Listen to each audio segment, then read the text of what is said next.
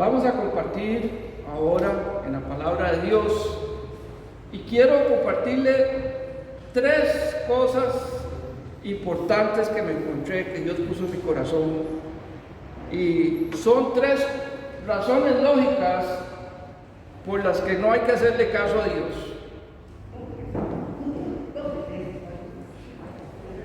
Sí, hermano, estoy diciendo 3 razones lógicas por las que no hay que hacerle caso a Dios. Usted dirá, ¿por qué le pasa al pastor hoy, verdad? Vamos a ir al libro de Jonás, el primer capítulo del libro de Jonás.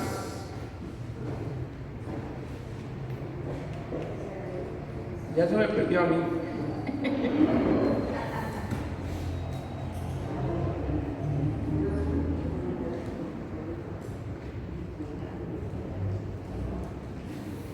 Ay, me busqué demasiado. Jonás es un libro pequeñito, ¿verdad? Y vea qué curioso, estuve investigando sobre Jonás y me di cuenta que hay algunos críticos de la Biblia que dicen que Jonás era una leyenda, un cuento, ¿verdad? Como cuando nosotros le contamos a los chiquitos en los cuentos de La Llorona y ese tipo de cosas.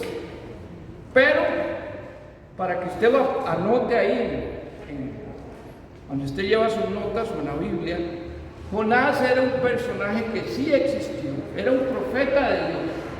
Jonás está citado en el segundo libro de Reyes, en el capítulo 14, por ahí del versículo 24. Y sería muy raro que no fuera el mismo Jonás que habla aquí, porque leyendo lo que dice el capítulo 1, que vamos a leerlo ahorita, nos vamos a dar cuenta que el mismo Jonás que se menciona en Reyes era hijo del mismo Amitai. Entonces, qué raro que en la Biblia hubieran 2 personas diferentes que tuvieran el mismo papá y que se llamaran igual, porque Jonás no es un nombre común, ¿verdad? Entonces, para que usted lo tenga en cuenta, a pesar de lo que algunos digan y algunos enseñen, y yo sé que nosotros nos gusta usar mucho Jonás para enseñarle a los niños que se lo tragó una ballena. Dice, bueno, por ahí vamos mal, porque no fue una ballena la que se tragó a Jonás. Alguien inventó que era una ballena porque es el pez más grande que conocemos, pero la Biblia dice que Dios había preparado un pez grande para que se lo tragara después de todo lo que pasó. Pero aquí quiero mencionarles, voy a leer el primer capítulo y yo le voy a invitar a usted a que lea todo el libro, un libro pequeño y de mucha edificación. Pero voy a leer el primer capítulo y vamos a ver 3 razones lógicas que tenía Jonás para no hacerle caso a Dios. Vamos, capítulo 1, versículo 1. Vino palabra de Jehová a Jonás, hijo de Amitai, diciendo: levántate y ve a Nínive, aquella gran ciudad, y pregona contra ella, porque ha subido su maldad delante de mí. Y Jonás se levantó para huir de la presencia de Jehová a Tarsis, y descendió a Jope, y halló una nave que partía para Tarsis, y pagando su pasaje, entró en ella para irse con ellos a Tarsis, lejos de la presencia de Jehová. Pero Jehová hizo levantar un gran viento en el mar, y hubo en el mar una tempestad tan grande que se pensó que se partiría la nave. Y los marineros tuvieron miedo y cada uno clamaba a su Dios. Y echaron al mar los enseres que había en la nave para descargarla de ellos. Pero Jonás había bajado al interior de la nave y se había echado a dormir. Y el patrón de la nave se le acercó y le dijo: ¿qué tienes, dormilón? Levántate y clama a tu Dios, quizás Él tendrá compasión de nosotros y no pereceremos. Y dijeron cada uno a su compañero: venid y echemos suertes para que sepamos por causa de quién nos ha venido este mal. Y echaron suertes y la suerte cayó sobre Jonás. Entonces le dijeron ellos: decláranos ahora por qué ha venido este mal. ¿Qué oficio tienes y de dónde vienes? ¿Cuál es tu tierra y de qué pueblo eres? Y él le respondió: soy hebreo y temo a Jehová, Dios de los cielos, que hizo el mar y la tierra. Y aquellos hombres temieron sobremanera y se dijeron: ¿por qué has hecho esto? Porque ellos sabían que huía de la presencia de Jehová, pues él se los había declarado. Y le dijeron: ¿qué haremos contigo para que el mar se nos aquiete? Porque el mar se iba embraveciendo más y más. Él les respondió: tomadme y echadme al mar, y el mar os aquietará, porque yo sé que por mi causa ha venido esta gran tempestad sobre nosotros. Y aquellos hombres trabajaron para hacer volver a la nave a la tierra, mas no pudieron, porque el mar se iba embraveciendo más y más contra ellos. Entonces clamaron a Jehová y dijeron: te rogamos ahora, Jehová, que no perezcamos nosotros por la vida de este hombre, ni pongas sobre nosotros la sangre inocente, porque tú, Jehová, has hecho como has querido. Y tomaron a Jonás y lo echaron al mar, y el mar se aquietó en su furor. Y temieron aquellos hombres a Jehová con gran temor, y ofrecieron sacrificios a Jehová e hicieron votos. Pero Jehová tenía preparado un gran pez para que tragase a Jonás, y estuvo Jonás en el vientre del pez 3 días y 3 noches. El Señor bendiga su palabra. Gracias, Señor, por tu palabra, porque ella nos enseña. Ahora sí, les voy a decir 3 razones lógicas para que Jonás no hiciera caso a lo que Dios le estaba mandando. Y vamos por aquí. Número 1.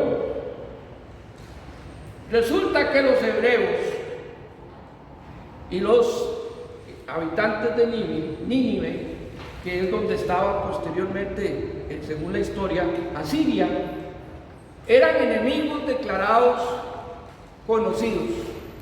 No se querían unos a los otros.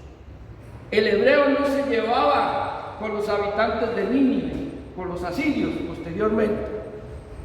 Eran enemigos.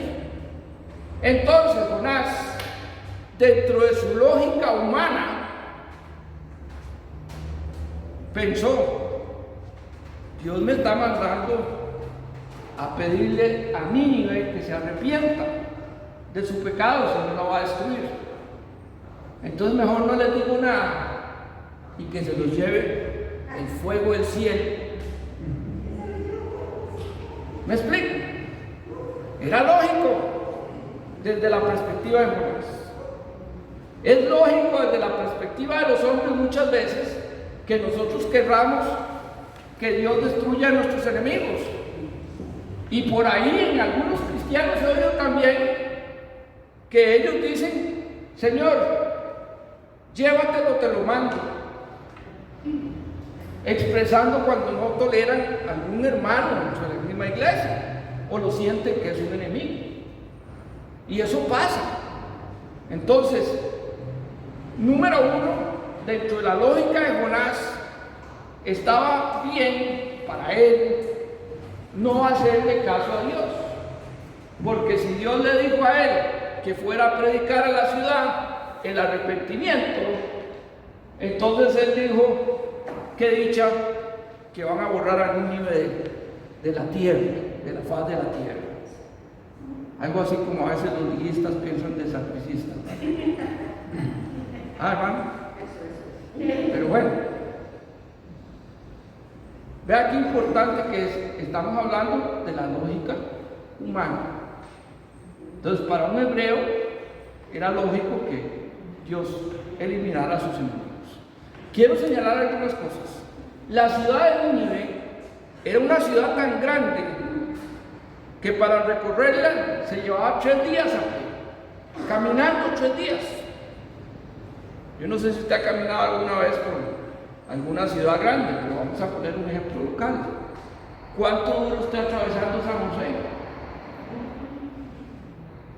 de un lado a otro. No dura media hora. Si usted le pone rápido, en menos de 15 minutos ya atravesó San José de un lado a otro. San José no es una ciudad muy grande, pero es una ciudad.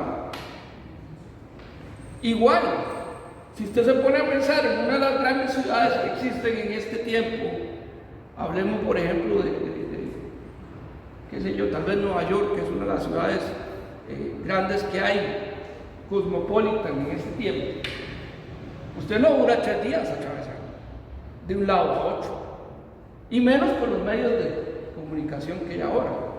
Tal vez se llevará un día, pero no 3 días. Entonces, para que usted tenga la idea de la magnitud del tamaño de la ciudad de Nínive, y era una ciudad que hasta el momento estaba prosperando, digámoslo así, en su época tecnológica y socialmente. Pero con toda esa prosperidad venía también la degradación, porque ellos no temían a Dios, a Jehová. Entonces, para terminarla de hacer, cuando Dios le dice a Jonás, vaya y predique arrepentimiento a esa ciudad, seguramente él dice, no, pues eso ya no tiene perdón de Dios, mejor que se lo lleve. Lógica número 1. La número 2, qué importante es que nosotros tengamos en cuenta quién era Jonás, ¿verdad? Jonás era profeta de profesión. ¿Y qué era lo que le tocaba al profeta? Y le toca todavía hoy día. Porque si bien es cierto, algunos creemos, porque tengo que decirlo así, que no existen profetas como los de antes, pero sí existe el don de la profecía. En la Biblia, el Espíritu Santo da el don de ser profeta. Y el oficio de profeta no es únicamente proclamar cosas que van a pasar en el futuro, que es como algunas veces las personas piensan. Y si usted lee todo el libro de Jonás, se da cuenta que en ese libro de Jonás no hay ninguna profecía que hable del futuro, así como gran cosa. Lo más que podríamos decir es que la profecía que estaba haciendo, o que tenía que hacer Jonás, era decirle al pueblo que si no se arrepentían, Dios los iba a exterminar, ¿verdad? Entonces, dentro de la lógica de Jonás, en primer lugar, son enemigos, no voy a ir. Otro punto que Jonás considera como lógico para no ir es que cuando Dios te llama a una misión específica, te va a incomodar. ¿Cuántos dicen amén? Cuando Dios nos llama, Dios nos saca de nuestro lugar de comodidad, ¿verdad? Jonás era profeta de Dios y estaba muy tranquilo donde estaba, muy acomodadito. Vaya y profetice a los reyes, iba a profetizar a los reyes. Vaya y haga esto, iba. Y se volvía para su casa. Ahí tenía su hamaca y su cama, ahí descansaba. No sé si la palabra no lo expresa, si tenía familia o no, esposa y otros, pero él estaba acomodado. Entonces cuando Dios lo llama, lo incomoda, ¿cierto? Y no solo lo incomoda, sino que le dice que tiene que viajar largo y echarse una caminada de 3 días predicando la palabra. Entonces para Jonás no era lógico incomodarse, a pesar de que Dios lo está llamando y le está diciendo vaya y haga eso. Hay una canción de un cuarteto cristiano que me gustaba mucho hace unos años, ya es viejita, de voces nada más, que me acuerdo que nosotros cuando empezábamos nuestros caminos como el Señor nos gustaba escucharla, porque es aquella canción que decía: todo el mundo dijo que iría y nadie fue. Entonces en las voces empiezan a hablar de que cuando el pastor pedía algo por ahí le decía: necesitamos hacer esto, por allá más de uno le decía: sí, yo voy, y al final nadie iba, porque no tenía acomodada su situación. Entonces no tenía en prioridad hacer la voluntad de Dios o ayudar al pastor. Entonces al final de cuentas nadie hizo lo que tenía que hacer, nadie cumplió con el compromiso que habían adquirido, tal vez con el pastor o tal vez con la iglesia, pero principalmente con el Señor. Entonces yo pienso que Jonás, dentro de otra razón lógica que él tenía, es: Señor, manda a otro, yo no me quiero incomodar, no quiero incomodarme donde yo estoy muy comodito. ¿Se acuerdan los apóstoles en el monte de la transfiguración lo que dijo Pedro? Señor, hagamos 3 enramadas. Aquí una enramada es como una tiendita de campaña, palmas y eso, con unas sillitas y todo. Hagamos 3 enramadas aquí, porque aquí todo está, como dicen los chiquitos, bueno, decían en mi época, muy tuanis. Aquí todo está muy bonito, todo está a la manita. Necesitamos agua, abrimos el tubo. Usted le pregunta a los niños de ahora, algunos chiquitos les preguntan: ¿de dónde viene la leche? Dice el refrigerador, porque no se les ha enseñado que viene de la vaca y que alguien tiene que ordeñar la vaca en la madrugada para embotellar la leche, pasteurizarla y traérsela para que usted la pueda tener en el refrigerador. Entonces cuando usted le dice al niño: vaya, tráigame leche, el niño va al refrigerador a abrir el refrigerador y sacar la caja de leche, la botella de leche, porque ese es el concepto que él tiene, y no es el de ir, dígale a un niño de campo: vaya, traiga la leche de la vaca Clotilde, y usted se va a dar cuenta que el niño entiende que tiene que levantarse madrugada, ir con el baldecito, con la sillita, a ir a ordeñar la vaca para sacar la leche. Cuando Dios le dice a Jonás: vaya y predique a la ciudad de Nínive, lo está incomodando, lo está sacando de su comodidad donde él está, de su comunidad donde era respetado y querido, donde nadie le iba a criticar, donde nadie le iba a apedrear por decir: Jehová dijo tal cosa.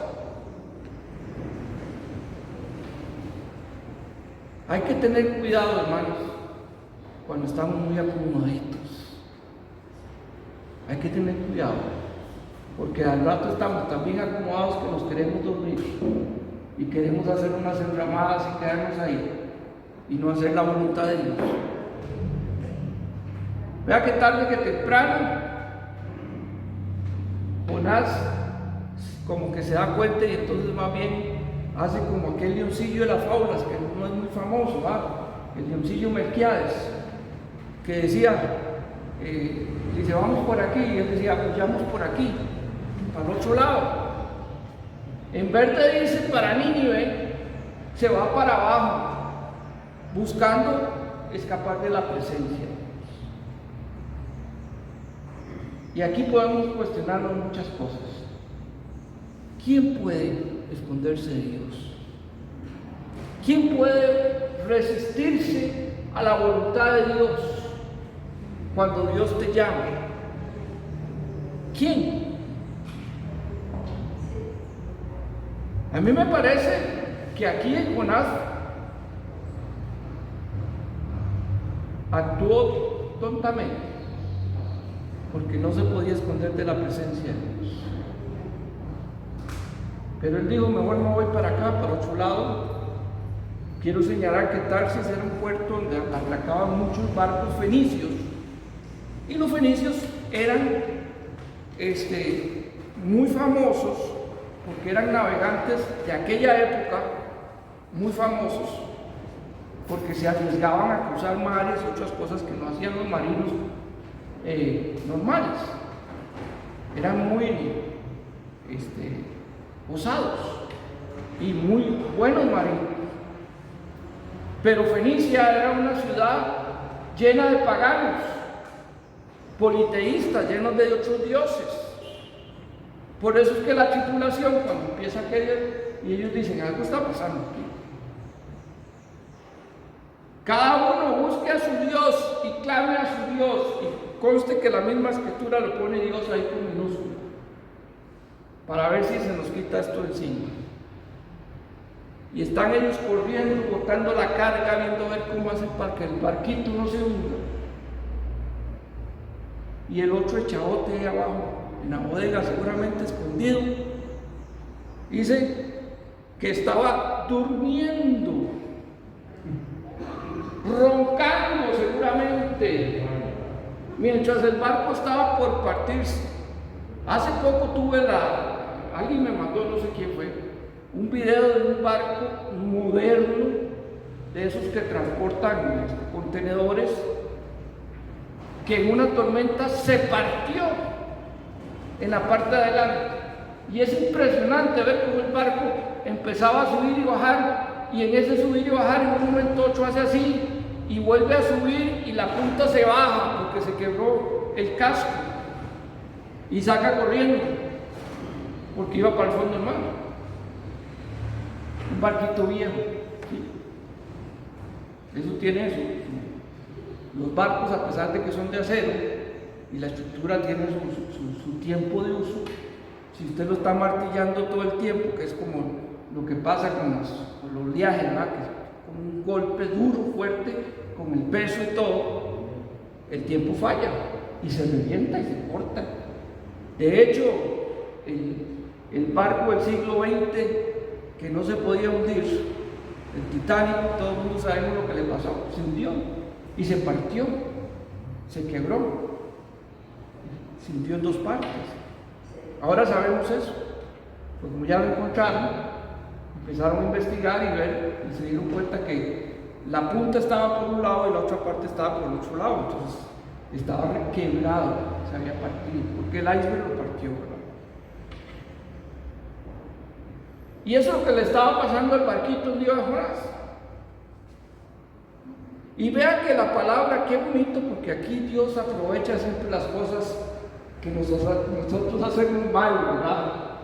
Porque nosotros a veces hacemos muchas cosas que hacemos mal, pero Dios las aprovecha para bendición de alguien. Porque aquí estos fenicios, de repente se dan cuenta que el hombre está ahí dormidón, y lo despiertan, y dice, bueno, ¿qué? ¿Quién es usted? ¿Qué hace? Entonces él dice la verdad. El versículo 9 dice, soy hebreo y temo a Jehová, Dios de los cielos, que hizo el mar y la tierra. Dice que aquellos hombres temieron de sobremanera y le dijeron, ¿por qué nos has hecho eso? Porque él les dijo que él estaba huyendo de hacer la voluntad de Dios. Y vea que la tripulación que está ahí, pagana, de repente se dan cuenta, en un principio se dan cuenta que este Dios que sigue el hebreo es el Dios verdadero y Dios todopoderoso, pero todavía una cosa es conocerlo y oír de él, y otra cosa es, como decía Job, Señor, mis oídos te habían oído, pero ahora mis ojos te ven. Porque una cosa es oír hablar de Dios y del poder de Dios, y otra cosa es verlo y vivirlo y experimentar a Dios. Que eso lo podemos hacer hoy en día a través de Cristo y del Espíritu Santo que está en nosotros. Y estos hombres se preocupan cuando Jonás les dice lo que había hecho y ponen esfuerzo de ver cómo hacen para llegar a tierra para no ahogarse. Pero más bien, entre más hacían ellos, más se ponía la tormenta fuerte. Porque Dios había mandado a Jonás a hacer algo y él no quería hacer. Les dije que les iba a decir tres puntos lógicos. El punto número 3 tiene que ver con que dentro de la lógica de Jonás no quería ir a Nínive porque él conocía la misericordia de Dios.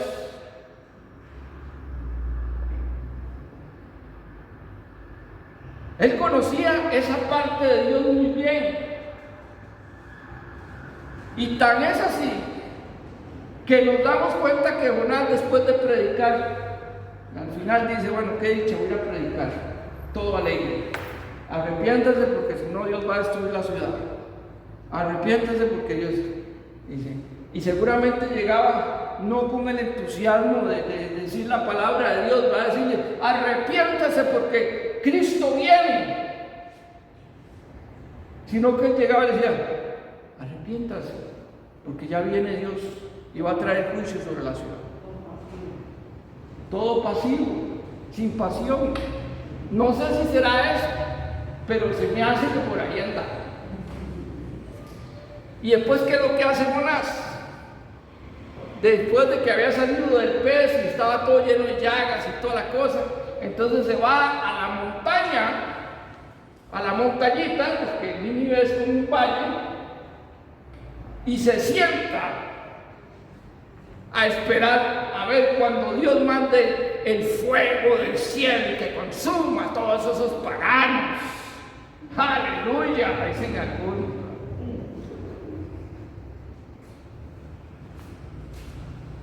Tres días. Ay, pero Dios, no me dijiste que dijera que eran 3 días. Pero Jonás no estaba viendo lo que estaba pasando abajo. Después se entera. Pero dice que el rey y los habitantes de la ciudad se arrepintieron de su pecado. Se pusieron en cilicio, que era una práctica que tenían en esa época, que es quitarse las ropas de lujo, llenarse, cortarse el pelo, llenarse de ceniza de las fogatas o de los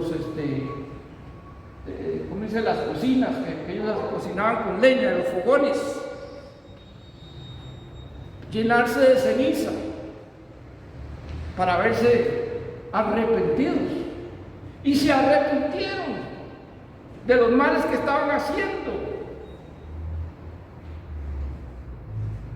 Y en vez de Jonás de alegrarse, en vez de Jonás de decir: aleluya, Señor, gracias porque me usaste como predicador y vinieron a ti toda esta ciudad, le reclama a Dios: ve, Señor, por eso no quería venir, porque yo sé que tú eres un Dios bondadoso, un Dios de amor y un Dios de misericordia, y perdonas a los que se arrepienten. Y ahora el que queda mal soy yo. Quedé mal. Entonces, dentro de la lógica de número 3 que tenía Jonás para no obedecerle a Dios, era que él conocía la bondad, el amor y la misericordia de Jehová, y que Él es bueno. Y cuando vienes a Él y te arrepientes de tu pecado y le pides perdón, dice la Escritura, Él es fiel y justo, y abogado tenemos, Jesucristo, y nos limpia con su sangre, nos perdona. Y no solo eso, sino que nos premia, nos sienta en lugares celestiales, nos hace sacerdotes de Dios, hijos y sacerdotes de Dios. Amén. Gloria a Dios. Esos somos, hermanos. Somos sacerdotes. Somos hijos de Dios, de ese Dios todopoderoso, de ese Dios todo amoroso. La lógica de Jonás decía: ¿para qué vas a ir a perder saliva? ¿Para qué vas a ir a hablar? Y probablemente decía, como algunos predicadores he oído yo que dicen que no hay que darle perlas a los cerdos y citan la Biblia. Pero Dios nos ha mandado a nosotros a predicar las buenas nuevas. Dios nos ha mandado a nosotros a hacer su luz y sal en la tierra, para que aquellos que necesitan conozcan de Dios. No nos acomodemos mucho, no nos sintamos muy cómodos, permitamos que Dios nos incomode. Y como dice Pablo en la escritura, cuando le dice a Timoteo: hay que predicar la palabra tiempo y fuera de tiempo, porque usted no conoce los tiempos de Dios. Y yo tengo que darle gloria a Dios, porque cuando uno ve esto, entiende. Si usted me dice, hace tal vez 45 años, si el Señor hubiera venido hace 45 años, yo me quedo,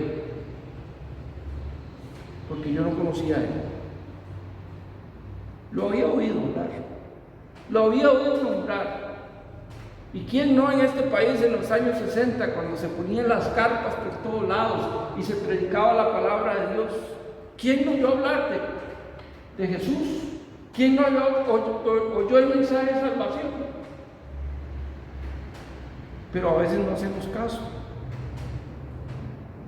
¿Qué hubiera pasado si esos predicadores hubieran dicho como Jonás: no, ¿para qué voy a ir? Vaya a Costa Rica.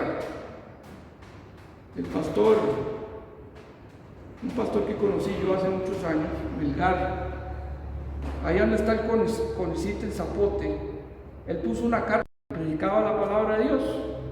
Y resulta que como yo estaba en el Rodrigo Facio y vivía en San Francisco de Dos Ríos, entonces tenía que caminar todos los días 2 y 3 veces ese kilómetro que hay ahí. Por eso estaba más delgadito también. Todos los días me echaba esa caminadita. Y al principio pasaba por ahí y empezaba a escuchar cosas que él estaba predicando. Hasta que un día me metí y empecé a escuchar. Y me gustó lo que él predicaba, porque predicaba la palabra de Dios.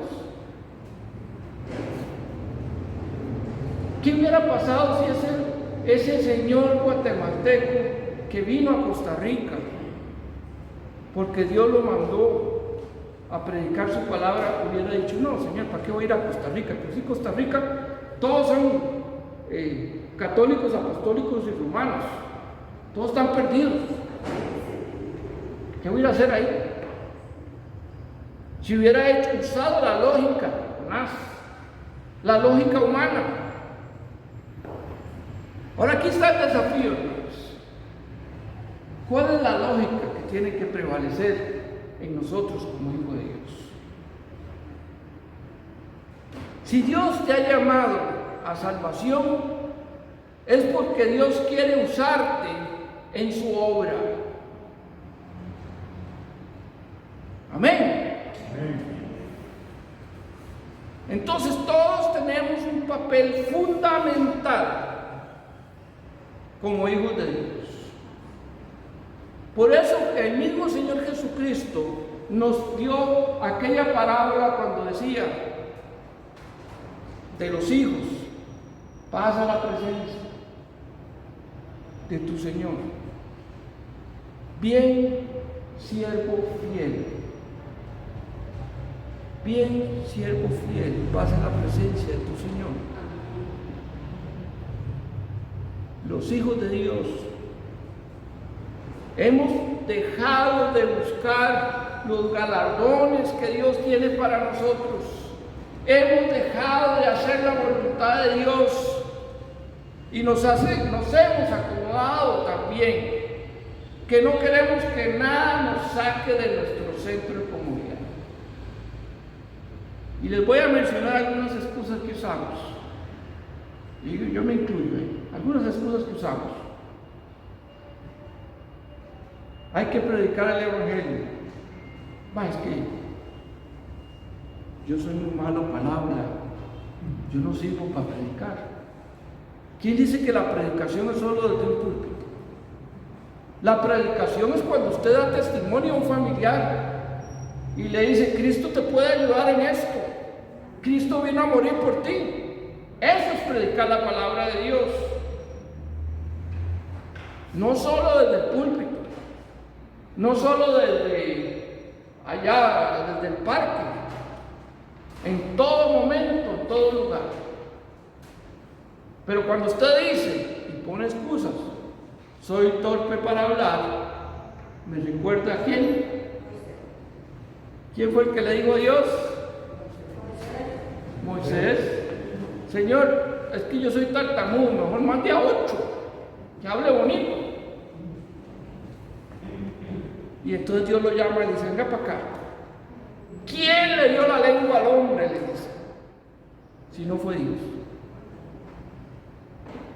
¿Y lo usó el Señor? Sí. Otras excusas.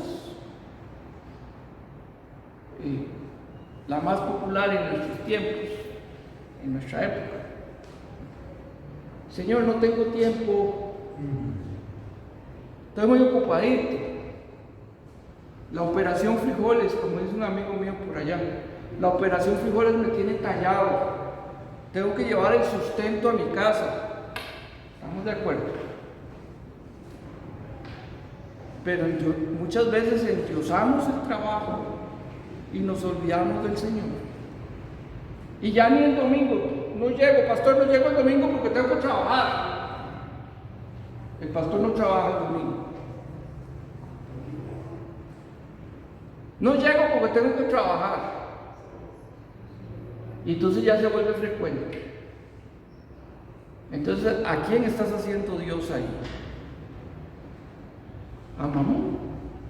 ¿Y qué dijo Jesucristo en Mamón? No se puede seguir a dos señores, a Mamón y a Dios, porque se ama a uno, se desprecia al otro.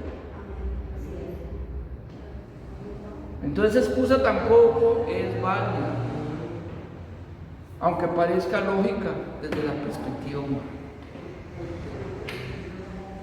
Me da vergüenza, eso lo he escuchado, sobre todo en las generaciones nuevas. Me da vergüenza. Eso ya no se usa, pastor, ir a tocar las puertas para compartir trataditos, eso ya no se usa. ¿Quién dice que no? ¿Cuándo se dejó usar? ¿Cuándo dejó de ser efectivo? Y les voy a contar una anécdota que me hizo un profesor del Instituto Bíblico, que es misionero en Salvador, Jim Lambert. Me acuerdo que ese hermano nos contaba una vez, él era de Pensilvania, y cuando vino acá, estuvo primero en El Salvador, después estuvo en Costa Rica bastante tiempo. Y él era mi profesor en el instituto, profesor de varias materias, incluyendo romanos.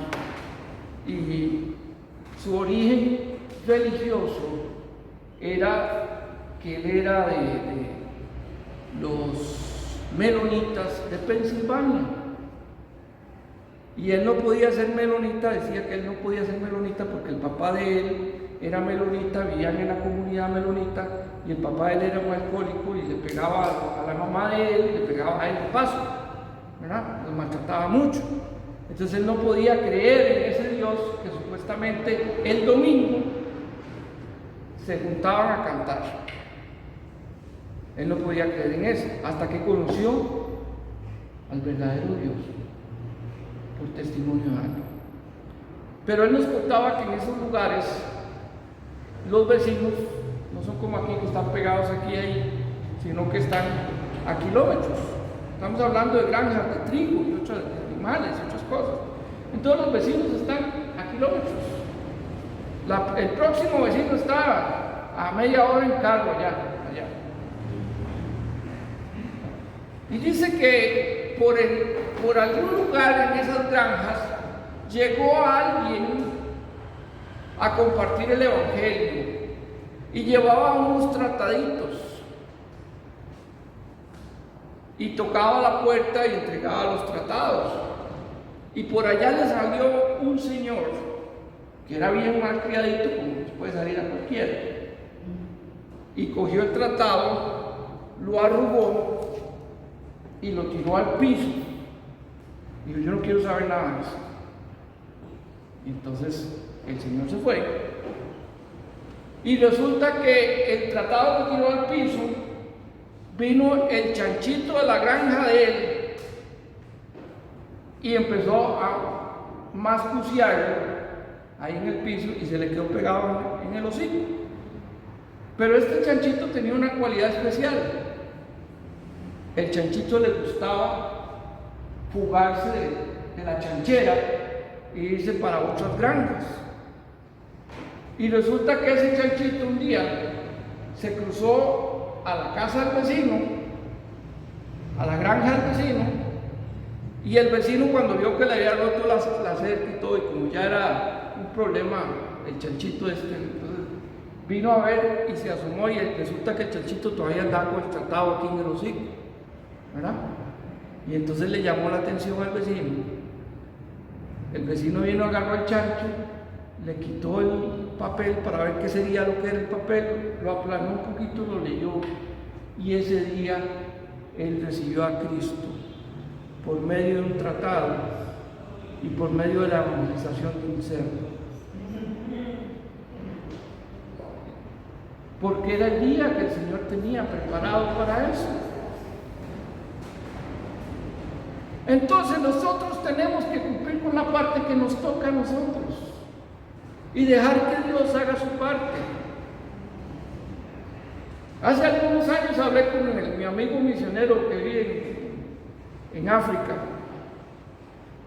y me llamó mucho la atención porque él vive con los Soninké, ahí por Mauritania, es una aldea, y él tiene muchos años ya de estar ahí. Yo lo conocí desde que era chiquillo colegio, ya peinamos carne los dos. Y él era chiquillo colegio y estaba estudiando francés para irse, porque Dios lo había llamado a irse y él había aceptado ese llamado desde joven. Entonces, Dios al que llama prepara, hermanos. Si Dios te llamó para que tú fueras hijo de Él, Él te ha preparado en el corazón. Y usted no tiene idea, tal vez, cuánta palabra de Dios hay en usted para que usted pueda compartir. Pero hay que hacerle caso a Dios. Hay que hacer un lado la lógica humana y ser obedientes al llamado de Dios. Hay que decirle al Señor: yo iré, heme aquí.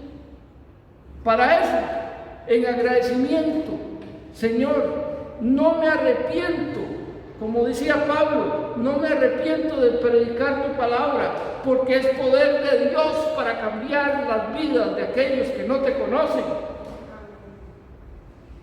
Y a veces ni siquiera, como hijos de Dios, ni siquiera queremos compartir el seno de la familia, porque no queremos ofender. Y muchas veces nos duele en el corazón ver que nuestros familiares están viviendo una vida apartada de Dios y el pecado, pero no queremos tomar la batuta en la mano y decirles: mire, arrepiéntase, porque el Señor dice en su palabra: arrepiéntete, y Él va a venir y su misericordia está para ti. No quiero ofender. A veces, hermanos, hay que incomodarnos para hacer la voluntad de Dios. Y si Dios es con nosotros, ¿quién contra nosotros? Dice Romanos. Amén. Así que no tenga miedo, hermano. Apártese de la lógica humana para con las cosas de Dios. Deje que Dios haga, que su Espíritu Santo te guíe, que Él te dé la palabra, que Él te dé el ánimo, que te dé la ocasión. Y Dios quiera que no sea en el último momento, cuando la persona está en su lecho, y aún así usted vaya y predique la palabra de Dios. Comparta lo que Dios tiene. ¿O no tiene usted esa perla de gran precio que Dios le ha dado? Hagamos la voluntad de Dios. Hagamos a un lado la lógica humana que nos dice que no hay que predicarle a nuestros enemigos. La lógica humana que nos dice, como en el caso de Jonás, que para qué me voy a incomodar. O que porque como yo sé que Dios es Dios de misericordia y bondad y amor, ¿para qué voy a que el Señor manda? Manda que quieras mandar. Manda a 8. Manda al pastor. Manda al mujer. Manda al evangelista. Porque también la iglesia ha caído en ese error de convertirse en especialistas. Entonces, el pastor, yo soy predicador de púlpito y yo de aquí no me muevo. Yo no voy a ir a la calle a tocar puertas. No voy a ir al parque a repartir tratados, porque para eso están los evangelistas o para eso están los hermanos. Eso es usar la lógica, hermano, y no la voluntad de Dios. Cada uno de nosotros es potencialmente un evangelista en su lugar donde Dios lo ha puesto. Y si tú tienes el llamado de ir y irte a otro lado a predicar la palabra, hágalo. Cuando vamos hace tiempo que no viajo en bus, pero cuando vamos en el bus y se levanta aquella persona y dice: hoy vine a predicar la palabra de Dios.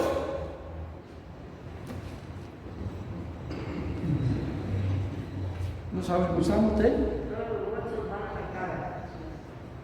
Ay, que viene que incomodar. Qué inoportuno. ¿Quién dice que es inoportuno? Gloria a Dios. Cuando los predicadores iban a las paradas de buses, en aquel tiempo me tocaba a mí coger el bus cuando salía del instituto bíblico a las 9:30 de la noche. Estaba haciendo fila ahí en el bus y llegaban aquellos gritones para la gloria de Dios a predicar la palabra de Dios y a decirse: arrepiéntase porque Cristo viene. Y entonces todo el mundo empezaba así, y por ahí alguno que otro ya, ahí sí. Yo más bien le decía: gloria a Dios, siga. Porque la Escritura dice que si nosotros callamos, hasta las piedras va a ser el Señor que hable. Y cuando vas camino a Punta Arenas, en la carretera, te das cuenta que se cumple esa profecía, porque en las muchas piedras han puesto esos fanáticos, banderetas, han puesto: Cristo viene, arrepiéntete. Y digo: Señor, cómo tu palabra se cumple siempre. Aleluya. Pongámonos de pie y vamos a orar.